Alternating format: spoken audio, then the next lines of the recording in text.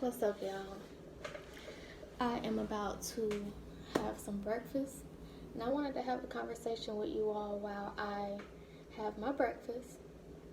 I just said some grace, and today I am having some potatoes with mushrooms, onions, and peppers, some kale salad, avocado, kimchi, lime, and some water. Got my favorite dressing right here, which is this honey ginger dressing. I like to squeeze lime on everything. Yeah, so today I wanted to come on and I don't have a napkin. I wanted to come on and have a conversation about spiritual sovereignty. And, just talking about some of the things that's happening right now. Like literally right now. So if you notice, all of the social media platforms updated their terms of service. They've been updated them, but they just released the updates for us within the past couple of days. They just released the updates for us. It's really important to read these things, and not just read them, but really read between the lines and pay attention to what's going on in the world and how these terms and services that we are all agreeing to as we continue to use their service play a huge part in our sovereignty and our spiritual sovereignty. Now, one of the things that I noticed in these updates that they spoke about a lot is their right to monetize our content. So once you get on these social media platforms and you post anything, you share anything, anything that you put onto their platform is now theirs. It's legally theirs. They can use it, they can share it, they can send it all over the world for whatever technologies are being made. They can do whatever they want with it, and they don't have to pay you for it. That's the first thing. So when it comes to spiritual sovereignty, I feel like it's very, very important for us to find ways to exist and flourish outside of these programs and these systems that they've set up for us. And I'm not just talking about the hospitals and the schools and the jails and those institutions. Social media is a big ass institution. It's a big institution. It drives what a lot of people believe. They produce the trends, and this is how people start following. This is how they generate followers. So I just wanted to put that out there. It's really important to read this information, but more important is it to really find ways to connect with community and connect with people in your immediate surroundings as opposed to on social media. And, it's good to connect with people all over the world, but we want to be in a position where we can physically travel all over the world or spiritually travel all over the world and make these connections. Because any connection that we make through these devices has a big filter, and it's being sent off to places that are producing technologies to make things that are like us that are not us. So that's the main thing. This artificial intelligence thing is really big, and it's a technology. Technologies are made to make it easier to do things, which is great because we need it.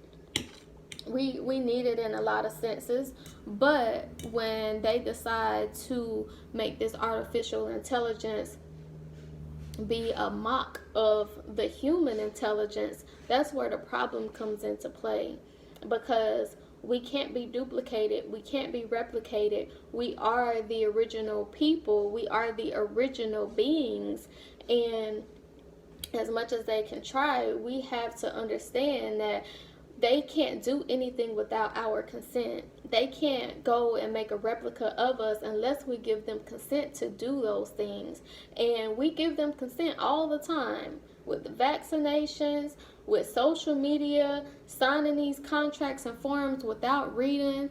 We give away our consent and our rights all the time. Even having a social security card is giving away our consent as a not even as a human being, but just as a being, period, in this world. Mm.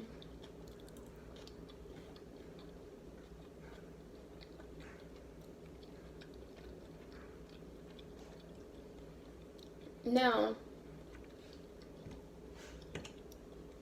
there has been mandates all over the world, and when it comes to the United States, there has been a mandate in New York City to impose vaccinations and make it mandatory for people to receive this COVID vaccination, which is still a virus that we still know nothing about, regardless of what they try to tell you and, make you stand 6 feet apart and make you wear these masks. We're still doing the same thing that we have been doing, but now we have put up a big veil over everything. We just made this, not we, they have made this big veil over everything that we have already been doing, which is very confusing. It's very confusing. You tell people to do one thing, which is be safe, stay home, all of these things, but you're not providing funds for people to stay home. Okay, we go to the grocery store and they're wiping down, the buggies and the carts once you walk into the grocery store. But what about everything in the grocery store? Has everything been wiped down? Is there a big air filter going through this place? No, everything is an illusion at this point. I was literally picking my son up from school, and they told me in order to pick him up from school, I'm in the car line, I have to wear my mask in the car line. I don't understand. If I'm in my car waiting on him to come into the car, why must I wear a mask? Everything is an illusion, and they need your participation to make it successful. They need your participation. Now,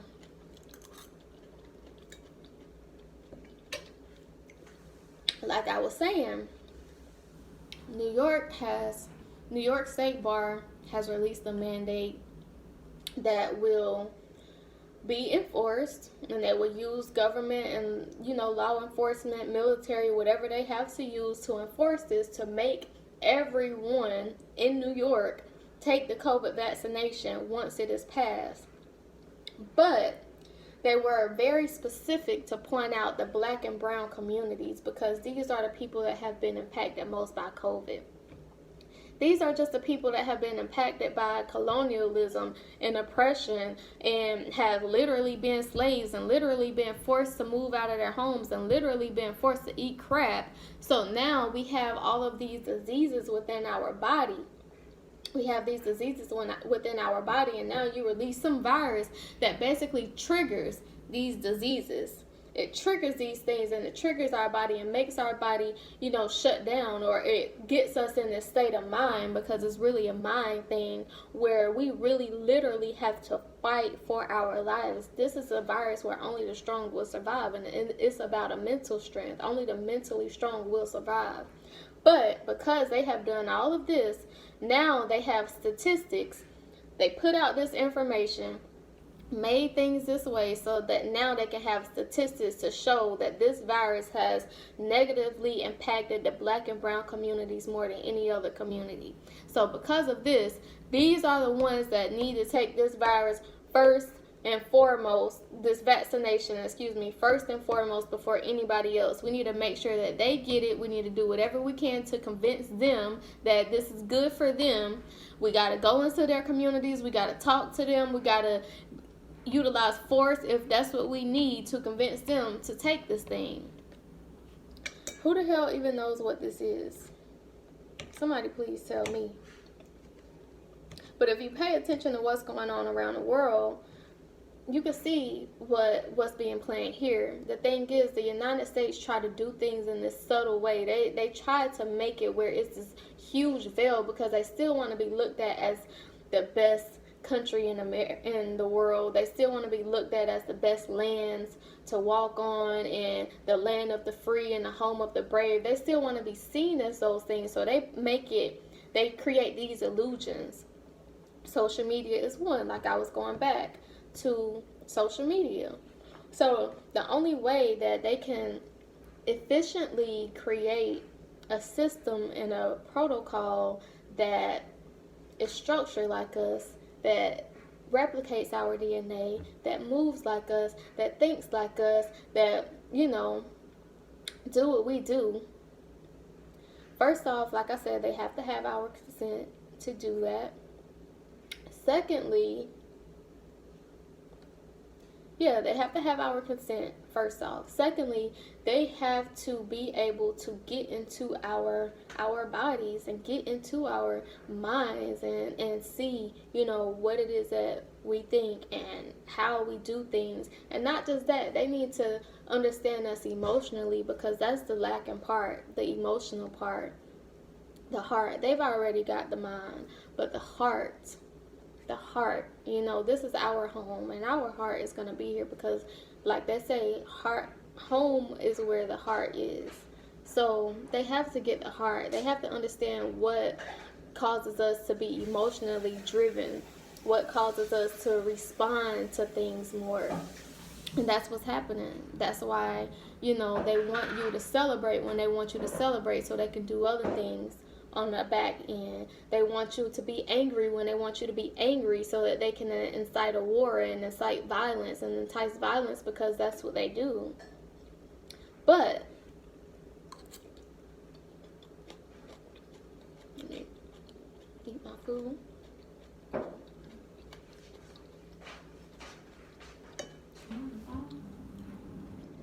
recording a video. Yes, that's what they do. But we have to keep our minds sovereign. We have to have control over our own minds and our own spirits and our own hearts and our own bodies.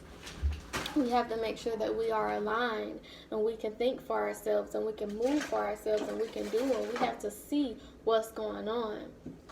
Now, a lot of your favorite healers and astrologers and these people, they are quick to do readings on these celebrities and, tell you about the celebrities and what's going on with the celebrities, and this is how we're going to know what's going to happen in the mainstream and with everybody. That's bull crap. And I'm going to be the first one to say it's bull crap, because we're all a star, okay? Just because these people have more money, more fame, more recognition does not make them a superhuman. It does not. It does not. That's just how we've been conditioned to believe. But these people have paid a price to have the position that they have, because they have a great influence. And that's what is needed to be able to have our consent to do anything. You need our influence. You need us to be influenced. You need us to be persuaded. You need us to be led. We have to follow. That's why with these social media platforms, it's all about following and subscribing, because you have to go up under somebody and literally pray. It's literally like the new religion these days. And these celebrities have paid a price to receive the fame and the money and the accolades and the things that they've received in order to be able to persuade people in the way that they're able to. So we don't want to listen to what they have to say at this point. We want to go back into self and tap into us and figure out what it is that we feel. Pay attention to the messages and the visions that have been coming to us. And when it's time for us to make a move and make a change, we can't sit around and wait on a celebrity to tell us that it's time to do it, or that we should or shouldn't be doing anything. We have to do it, because like I said before, only the strong is going to survive. Only the strong is going to survive. If the artificial intelligence, robot, iRobot, whatever it is, walk up to me today and try to have a conversation with me today, it won't be able to look me in my eyes and have a conversation with me. It can spit all these facts and all of this shit, but it has no soul. We have to keep our soul intact, because once you believe that you do not have a soul, then you become soulless. And that's what these things are, and that's what they want you to be, because if you go following and subscribing to anything that's presented in front of you, you become soulless. You are soulless at that point. So we don't want to subscribe to these celebrities. We don't want to follow what it is that they're doing. And it's not just about celebrities, but social media has a way of making people feel like they're a star and they're higher than other people, or they sit on a pedestal and other people sit below them based on the amount of followers that they have, the amount of subscribers that they have, the amount of influence that they have on people that's watching them. People have a tendency to do that through social media, because these are the people that have read, regardless of if they read these terms and services or not, they have subscribed to these terms and services, and this is something that's offered to them, that feeling of luxury, of followers, of being higher than and divine, and being idolized, and feeling like a god, when we all are gods. We all are connected. We all are living this world. It's our choice of how we want to live our lives. We can be happy, ecstatic, full of joy, or we can be very depressed and very down. It's a choice that we have to make. We have to make a choice that we are going to control our own minds and our own hearts, and be in touch with our hearts and our own wombs and our own bodies. But these platforms and these media outlets and all of these things, we cannot allow that to persuade us and to change us and to move us. And we have to get to a state where we are spiritually sovereign. And the only way that we're going to do that and be able to do that is understanding community, understanding real life community, getting out and knowing who your neighbors are, going to the school next door, knowing who's teaching these kids at these schools, finding out who their parents are, finding out what these people need, going out and helping the people that are homeless, expressing that you need help to people, because people may be able to help you in real life, real connections with people. This is not real. It is not real. A lot of what we experience every day is not real, but this is real. This is real. This is the flesh. And we have to start living within our flesh, not being hypersexual and all of these things that they try to make us be. We have to tap back into this physical plane, our physical beings, and stop trying to transport all of this information over these systems, these lines of communication that become so blurred, and they deliver the communication however they want it to be delivered. So I just wanted to come on here real quick and just put that information out, because it's necessary right now. It's necessary for all of us. I'm learning, every day. I'm really just working with myself because I'm a homebody. I like being, at home. I don't really like being all out in the open and exposed, because we all can be very vulnerable. We can be very vulnerable and easily hurt, and I've been that person so many times, but I'm learning to find the strength in my vulnerability. I'm learning that there is strength in this. There's a real life strength in it, and I am able to walk out and connect with people through my truth and through my vulnerability and build a community, because we have to understand that we are all connected. This world has separated every single thing, and we do need that separation sometimes. It's important to be to yourself sometimes, so you understand how you function. You understand your values. You understand what you bring to the table. Once you get that understanding, then you can go and bring those things to the table, and you can recognize what other people bring to the table, and you can have an exchange, because that's what this is about. This is about exchanging energy and building with other people, other entities, other beings, the plants, the trees, the animals. That's what this is about, because we're all a part of this world together. And like I said, as much as we are separate, we're all here together, and we have to understand that that's the only way, the only real way to lead to our sovereignty. So I have challenged myself to find ways that I can connect with my community, build my platform, share my gifts, share my healing abilities with the community outside of social media. Because that's what's going to lead to my spiritual sovereignty. That's what's going to lead to my sovereignty on these lands. That's what's going to lead to the community that I am building. That's what's going to lead to the things that I have envisioned, and the visions that have came to me about the life that I am here to lead. So that's what I challenge you to do. Think of ways that you are able to sustain yourself outside of these systems and these institutions that they have set up for you. Wholeness.